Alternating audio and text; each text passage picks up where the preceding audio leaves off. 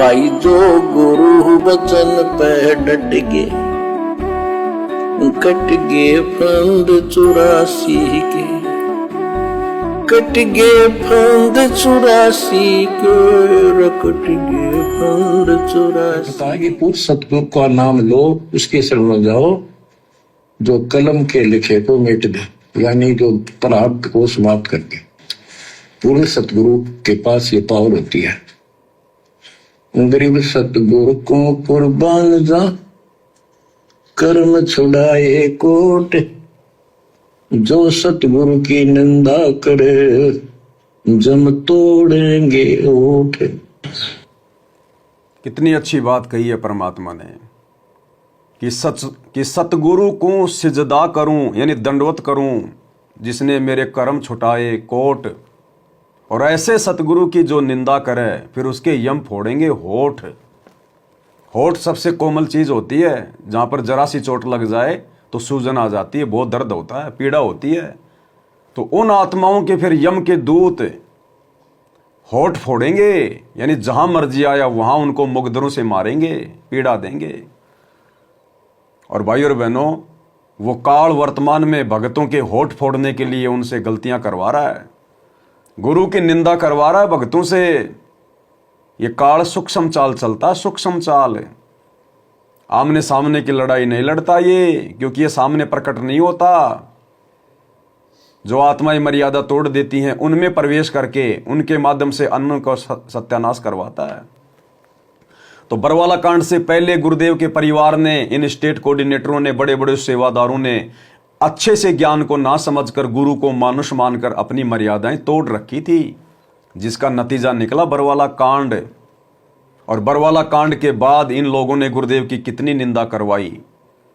बरवाला कांड जैसी घटना को अंजाम दिलवाकर गुरुदेव के परिवार ने, आश्रम मैनेजमेंट ने, इन कोऑर्डिनेटरों ने अपनी मनमानियां की, जजों के खिलाफ पुस्तकें लिखी, जजों को भड़काया, प्रशासन को भड़काया, झूठ सांच बोलने में कोई कसर नहीं छोड़ी कि सतगुरु रामपाल जी तो आश्रम में है ही नहीं, हमने उनको स्वास्थ्य इलाज के लिए बाहर हॉस्पिटल में भेज दिया।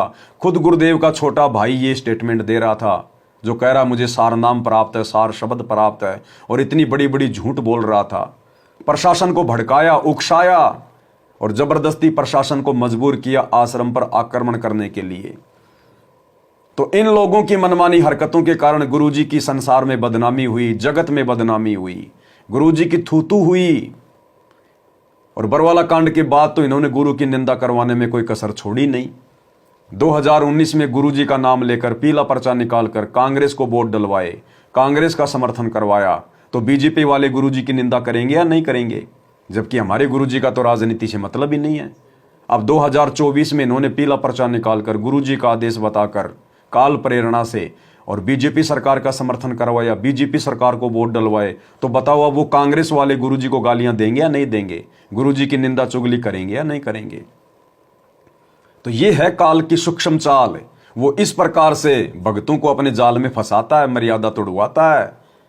तो ये जितने भी हमारे भगत भाई बहन हैं जो गुरुदेव के कलयुगी परिवार के पीछे आंख बंद करके चल रहे हैं, भाई और बहनों, ये सब के सब गुरुदेव की निंदा के दोषी हैं, निंदा के दोषी। और ऐसी आत्माएं फिर पार तो हो नहीं पाती, फिर वो काल के हत्थे चढ़ेंगी और काल फिर गुरु निंदा के दोष के कारण ऐसी आत्माओं के होठ फोड़ेगा, होठ। सतगुरु को सिजदा करूं, जिसने कर्म छुटाए कोट, और ऐसे सतगुरु की जो निंदा करे, उसके यम तोड़ेंगे होठ।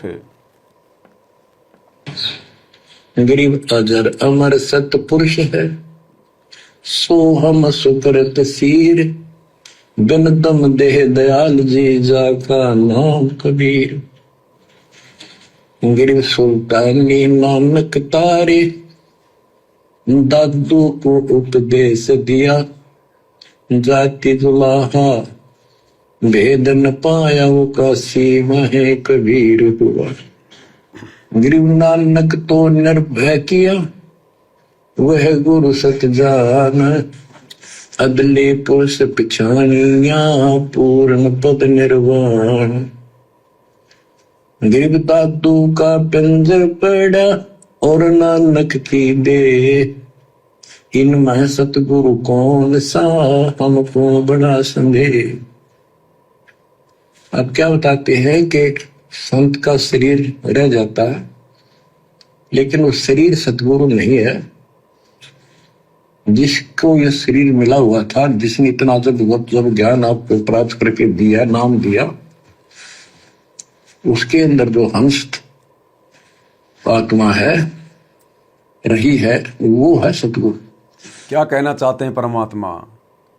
गरीब देही को सतगुरु कहे यो तो धुंधर ज्ञान। जो केवल इस शरीर को ही सतगुरु मानते हैं, जैसे हमारे गुरुदेव भगवान हमें शरीर में दिखाई देते हैं, असल में गुरुदेव शरीर में नहीं है। उनकी देह, उनका शरीर, उनकी बॉडी आप और हमारी तरह 5 इन तत्वों से मिलकर नहीं बनी है। उनकी तो नूरी देह, नूरी शरीर है, शब्द स्वरूपी अंग हैं। लेकिन हमें समझा रहे हैं परमात्मा कि हमने केवल उस शरीर पर ही आश्रित नहीं रहना, मार खा जाएंगे। हमने सतगुरु को शब्द रूप में मानना पड़ेगा, शब्द रूप में सतगुरु की पूजा करनी पड़ेगी। हम हैं शब्द, शब्द हम माही, और हमसे भिन्न और कछु नाही। ये शब्द तो सतगुरु ने केवल इसलिए धारण किया है ताकि सतगुरु हमें ज्ञान सुना सके, हमें भक्ति प्रदान कर सके, हमें अपनी शरण में ले सके, नाम दीक्षा दे सके। इसलिए इस कबीर परमात्मा को ये चोला धारण करना पड़ा वर्तमान में। अन्यथा कबीर परमेश्वर का कोई शरीर नहीं है, हार्ड चाम की बॉडी नहीं है। वे तो शब्द स्वरूपी राम हैं, वो तो एक शक्ति है। शब्द यानी शक्ति, पावर। तो भाई और बहनों, गुरुदेव ने शब्द, ये शरीर तो केवल हमें ज्ञान समझाने के लिए जो है धारण किया है। और ये ज्ञान तो परमात्मा वैसे भी सुना दे, आकाशवाणी के माध्यम से भी परमात्मा हमें ज्ञान सुना सकता था। लेकिन आप और हम जीवों का इतना सामर्थ्य नहीं है कि हम आकाशवाणी पे विश्वास कर सकें। इसलिए परमात्मा ने शरीर धारण किया ताकि हमें आशीर्वाद भी दे सके और हमें संत रूप में परमात्मा के दर्शनों का लाभ भी मिल सके। कबीरा दर्शन साधु का मुख पे बसे सुहाग, और दर्शन उन्हीं को होते हैं जिनके पूर्ण भाग। तो हमें हर प्रकार से भक्ति का लाभ देने के लिए परमात्मा ने यह शरीर धारण किया है, नूरी शरीर विदे। तो भाई और बहनों, हमने केवल शरीर के ऊपर ही आसक्त नहीं होना, आश्रित नहीं होना। ठीक है, जब तक गुरुदेव भगवान धरती पर रहेंगे, संत रूप में रहेंगे, जो चोला उन्होंने धारण कर रखा है, जिस चोले में वो रहेंगे, जिस शकल में वो रहेंगे, वो भी हमारे लिए महत्वपूर्ण है। हमने उस शरीर को देख देख के हमारे भाव बनाने, हमारा उनके अंदर वो प्रेम पैदा हो जाए। लेकिन हमने अंततः शरीर पर ही आश्रित नहीं रहना। अगर कल को गुरुदेव भगवान जो मर्जी लीला करके सतलोक जाते हैं, तो हमने फिर पीछे से रोना नहीं है, धोना नहीं है। ये लो जी, गुरुजी तो गए, गुरुजी तो मर गए, गुरुजी तो सतलोक गए। अरे वो तो केवल एक शरीर है जो परमात्मा ने एक चोला धारण किया है। वो सतगुरु की मर्जी, चाहे छोड़ के जाए, चाहे सह शरीर 650 साल पहले की तरह साथ में लेके जाए, वो मालिक की मौज, मालिक की मर्जी, ये तो सबका छूटेगा। हमने असल में उस शक्ति को मानना है जो शब्द है। हमने शब्द रूप में अपने गुरुजी को मानना है। यानी गुरुजी ने हमें शब्द दे दिया अपना कि ये शब्द तुझे सतलोक लेके आएगा, ये शब्द ही तेरा गुरु है। शब्द गुरु चित चेला रे, शब्द गुरु चित चेला रे। यानी गुरु ने हमें जो शब्द दे दिया वो हमारा गुरु है। हमने उस शब्द के साथ में चिपक के रहना है। हमने उस शब्द की पूजा करनी है, उसका सुमरण करना है, उसका जाप करना है, और जो मर्यादा गुरुदेव ने बता दी उन मर्यादाओं को अंत तक निभाना है। फिर उस शब्द रूपी विमान में बैठाकर सतगुरु हमें अपने निज लोक सतलोक में लेके जाएगा। क्योंकि परमात्मा ने ही 21 ब्रह्मांड के सारे नियम बना रखे हैं। इस काल को तो केवल परमात्मा ने एक राजा के रूप में बैठा रखा, एक नौकर के रूप में, कि तेरे को यहां पर राज करना है। ये 21 ब्रह्मांड भाई और बहनों, परमात्मा ने बताया सतलोक की जेल है। जैसे हमारे देश की जेल है दिल्ली में तिहाड़ जेल। कोई भी व्यक्ति यदि कोई अपराध करता है, कोई जुर्म करता है, तो उसको सजा देने के लिए तिहाड़ जेल में भेजा जाता है, उसको सुधारने के लिए। इसी प्रकार सतलोक में जो आत्माएं गलतियां करती हैं उन आत्माओं को सुधारने के लिए, उस गलती की सजा के लिए ये 21 ब्रह्मांड परमात्मा ने एक जेल बना रखी है, और ये जो काल है इसको यहां का जेलर बना रखा है। तो ये तो केवल नौकरी करता है परमात्मा की, नौकर है सतगुरु का। आप और हम आत्माओं ने सतलोक में गलती की थी, इस नौकर के ऊपर आस्था कर ली हमने, अपने सतगुरु से आस्था हटा ली। तो परमात्मा ने हमें सजा देने के लिए यहां इस नौकर के साथ भेज दिया, इस जेलर के साथ में, और हम अपनी सजा काट रहे हैं। अब बड़े सौभाग्य से भाई और बहनों, कलयुग की पिछली पीढ़ी का समय आ गया, आप और हमारी सजा पूरी होने को आ गई। 10, 15, 20 साल की सजा बती है, बस 10, 15, 20 साल की। देखो, कोई व्यक्ति जेल में चला जाता है और मान लीजिए उसने 6 महीने की जेल काटी, और 6 महीने के बाद में जब वो अपने वकील के माध्यम से अपनी जमानत की अर्जी लगवाता है कोर्ट में, और मान लीजिए उसकी जमानत की अर्जी स्वीकार हो गई, और वकील ने उसको सूचना दे दी कि भैया आपकी जमानत की अर्जी स्वीकार हो गई, आपको 4 दिन बाद में जमानत मिल जाएगी। तो 4 दिन तक वो आदमी रहेगा जेल में, लेकिन उसको जेल नहीं लगेगी, वो उसके मन में नई खुशी, नई उमंग, जेल में रहते सहते भी। तो इसी प्रकार भाई और बहनों, जब तक हम सतलोक नहीं चले जाएंगे और सतगुरु की शरण में आ जाएंगे, तब तक रहेंगे हम जेल में ही। लेकिन अब सतगुरु की शरण में आने के बाद हमें जेल का दुख दिखाई नहीं देगा, हमें कष्ट महसूस नहीं होगा, क्योंकि अब हमें पता चल गया कि सतगुरु ने हमारी जमानत ले ली। भाई कर ले गुरु वकील मुकदमा भारी है। तो सतगुरुदेव भगवान ने हमारा वकील बनकर धर्म राज से, काल से हमारी जमानत करवा ली, और गुरुदेव भगवान ने हमें गारंटी दे दी कि बेटा आजीवन मर्यादा में रह के भक्ति करेगा, गुरु को परमात्मा मानेगा, तो इस जन्म में तेरा फाइनल पक्का सतलोक जाने का काम हो जाएगा। तो हमें विश्वास हो गया कि गुरुजी ने हमारी जमानत ले ली और हम इसी जन्म में सतलोक जाएंगे। वाह वाह अमरपुर जाऊंगा, वाह वाह अमरपुर जाऊंगा। नानक जी ने कहा था ना सतगुरु के मिलने के बाद कि मेरी जमानत ले ली सतगुरु ने, वाह वाह अमरपुर जाऊंगा। तो हम रहे भले जेल में रहें, 21 ब्रह्मांड में रहें, लेकिन अब हमें विश्वास हो गया कि अब गुरु ने जमानत ले ली, हमारा काम बन जाएगा। तो भाई और बहनों, उसके लिए हमने सतगुरु को शब्द रूप में मानना पड़ेगा। यानी जब हम अपने गुरु को शब्द रूप में मान लेंगे तो हम मर्यादा नहीं तोड़ सकते, और यदि हमने गुरु को हमने शरीर में मान लिया तो फिर हम मर्यादा तोड़ देंगे।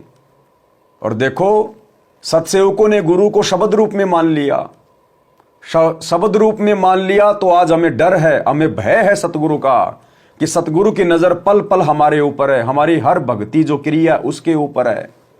हम आरती करते नहीं करते, विधि से करते नहीं करते, सुमरण कर रहे हैं कि नहीं कर रहे, सत्संग सुन रहे कि नहीं सुन रहे, हम कोई ऐसा काम तो नहीं कर रहे जिससे गुरुजी नाराज हो जाएं, क्योंकि हमें पता है कि सतगुरु शब्द रूप है, अंतर्यामी है, पल पल मुझे देख रहा है, वो सतलोक से भी देखता है। तो इस अर्ज की जेल कौन सी बड़ी बात है, ये दूरी तो कुछ भी नहीं है, जब वो सतगुरु 16 संकोश की दूरी पे बैठ के भी सब कुछ देखता रहता है। तो आज आप और हम सतसेवकों को डर है, भय है कि सतगुरु शब्द रूप में मेरे साथ में है, मेरे घर पे है। घटी ही में गंगा, घटी ही में जमुना, घटी ही में है जगदीश, सतगुरु तारेंगे। तो हमें भय है क्योंकि हमने सतगुरु को शब्द रूप में मान लिया। और हमारे जो सतलोक आश्रमों से जुड़े हुए भाई बहन हैं, उन्होंने गुरु को शब्द रूप में नहीं माना, केवल गुरु को उन्होंने शरीर में मान रखा है कि गुरु जी तो जेल में बैठे हैं, अब गुरु जी को क्या पता हम स्टेडियम बना रहे हैं, राजनीति कर रहे हैं, आश्रमों में ड्रामेबाजी कर रहे हैं, सारे उल्टे काम कर रहे हैं, आरक्षण में जाके बैठ रहे हैं, भक्तों का दान का पैसा आरक्षण में लुटा रहे हैं, गुंडों की सीबीआई जांच में लुटा रहे हैं, क्योंकि उनको डर नहीं है, क्योंकि उन्होंने गुरु को शब्द रूप में नहीं माना, उन्होंने गुरु को शरीर में मान रखा है कि गुरु जी तो हमसे दूर हिसार जेल में बैठे हैं, गुरु जी को क्या पता। इसको कहते हैं गुरु को मानुष मानना। गुरु मानुष कर जानते, ते नर कहिए अंध, ओवें दुखी संसार में आ गए यम के फंदे। तो हमने यदि सफलता प्राप्त करनी है भक्ति मार्ग पर, तो हमने गुरु को शब्द रूप में मानना पड़ेगा। जो गुरु बचन पे डट गए, कट गए फंद 84 के, कट गए फंद 84 के, कट गए फंद 84 के। भाई जो गुरु बचन पे डट गए, कट गए फंद 84 के, कट गए फंद 84 के, कट गए फंद 84 के। भाई जो गुरु बचन पे डट गए,